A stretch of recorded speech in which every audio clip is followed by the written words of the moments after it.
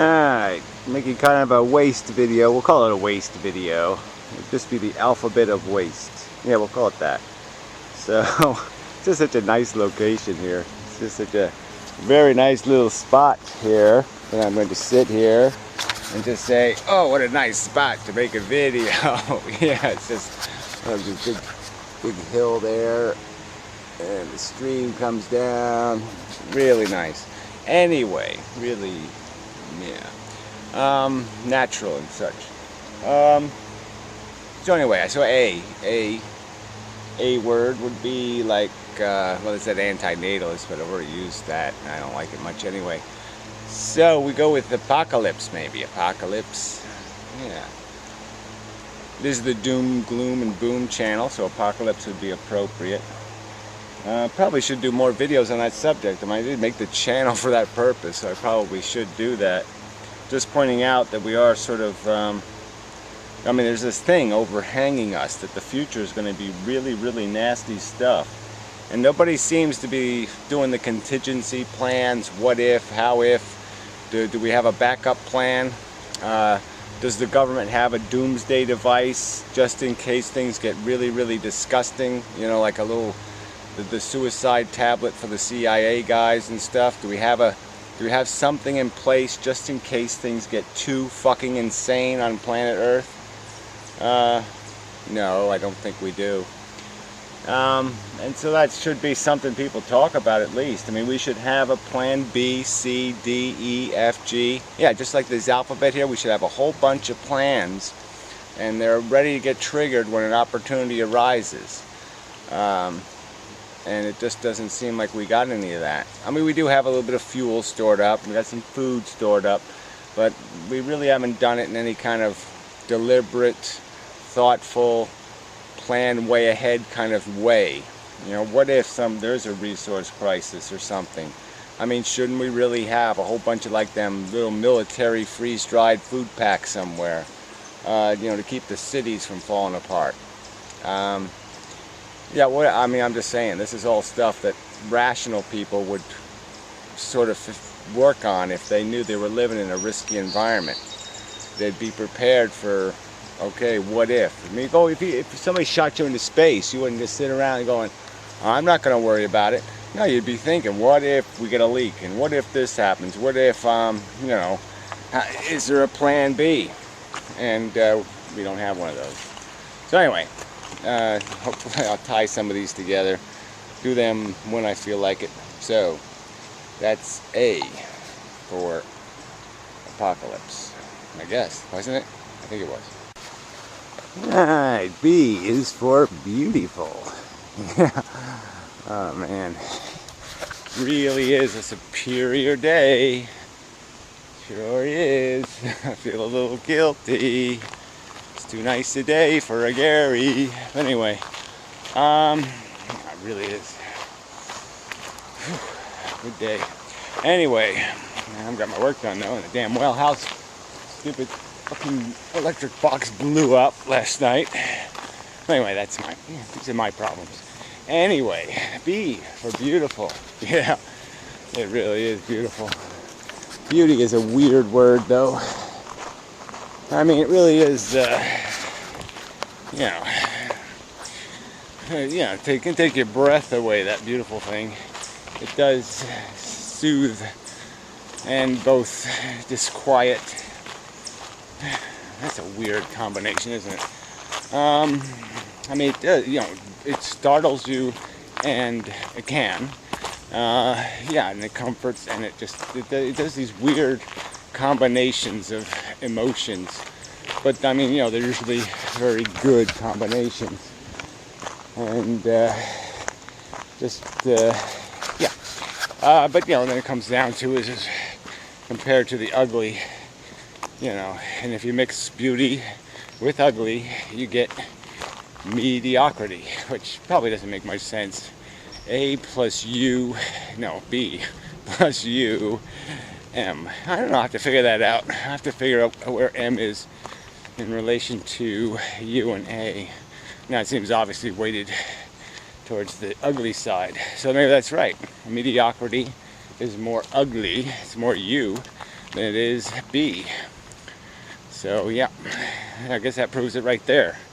So maybe we could end all this arguing about the value of it, because it really isn't worth it. Oh, it's a seed. Yeah, it's a seed, dandelion seed, caught in a web. Anyway, where was I?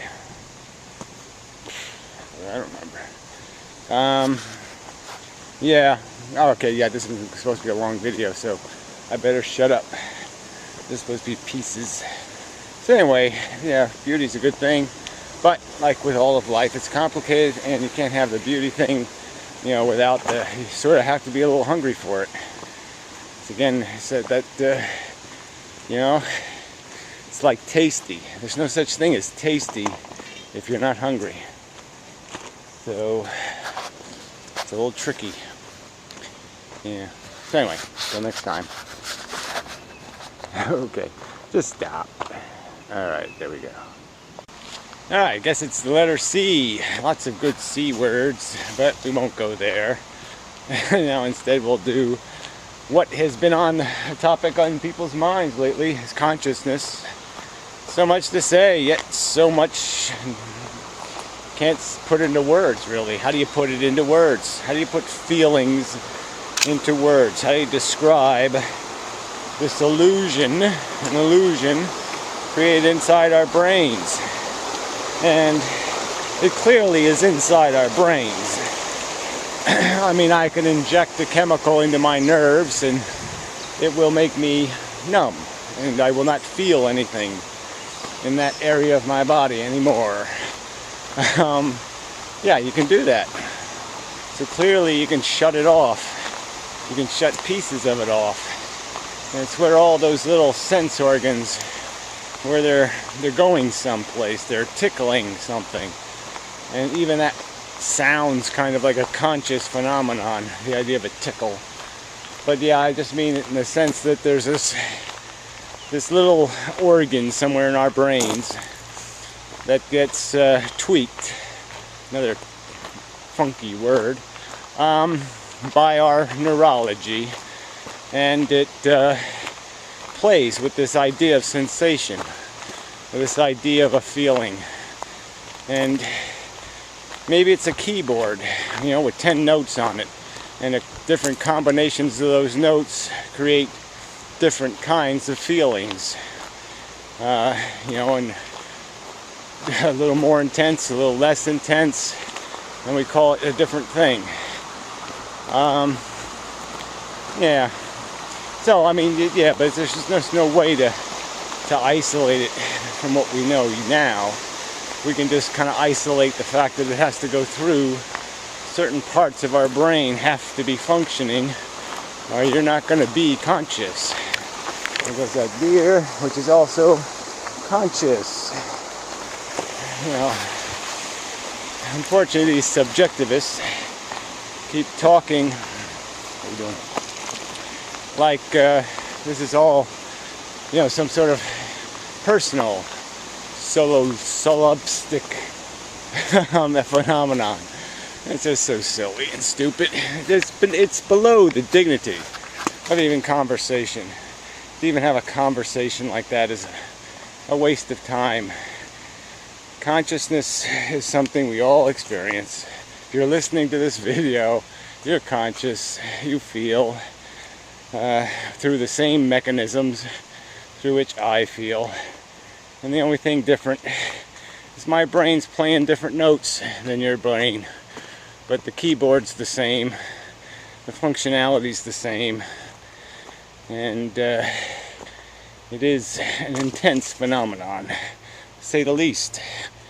But it's, again, probably just an illusion, just something our brain manufactures to create this duality, so there can be a conflict, so there can be dual purpose, so we can want different things and different intensities, and we can slowly process over time those conflicting desires or emotions and wait for will to arise out of that mush. But that might be what it's all made out of. It's just the fact that it creates a delay. It creates a waiting, a feedback loop that just feeds back, until enough information, one more little nudge of environment is enough to push the button, and your will is made. But anyway, it's a long C. I didn't intend it to be so. That's where it came out. Lots of good C words. So, ow. Cut, for example. Yeah. Alright, anyway. Till next time. Alright, I'm back again. I guess the letter is D. So, who knows? Dumb. Duty. Dirt. Dump truck? No. I will go with dumb. Anyway. Yeah. So, why are people dumb? Isn't it weird that people are dumb? Dumbness. Why should dumbness even exist? I mean, it's a whatever, 21st century and all that mush. Dumb should have been abolished by now. Should be considered like, polio or something. Should be a vaccine against dumb. But no, we're stuck with dumb still. It's still plaguing us, this dumb thing. Ignorance and want, as Dickens would say. Dickens would have been a good D word. Damn. Anyway, yeah, it's really a problem. This, want in the hands of the dumb. Dumbness and want. Yeah, there's not much you could say. It's, getting it wrong, getting life wrong is just so catastrophically bad. If you don't understand the game you're playing, you're not going to hit the right buttons. You're not going to, pull the right levers. You're going to make a fucking mess. And obviously, most of the human race has got some critical answers wrong. Obviously, just because all these directly contrary descriptions of reality certainly can't all be true. So, most people have to be wrong. Could be that everybody's wrong, that we've all been duped and fooled, but I don't think so. I think some of us have acquired the accurate understanding, a little model running in their head, little big bangs and galaxies flying about, little chemistry sloshing about, little wigglies wiggling about, acquiring a desire mechanism, little horniness and hunger to motivate their brain to come up with little strategies of how they can steal some resources from the other guy. Because that's what all these little higher life forms do.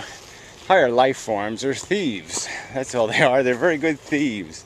They go out into the world and they find something else that's acquired a bunch of resources, and they steal the resources. Yeah, that's all.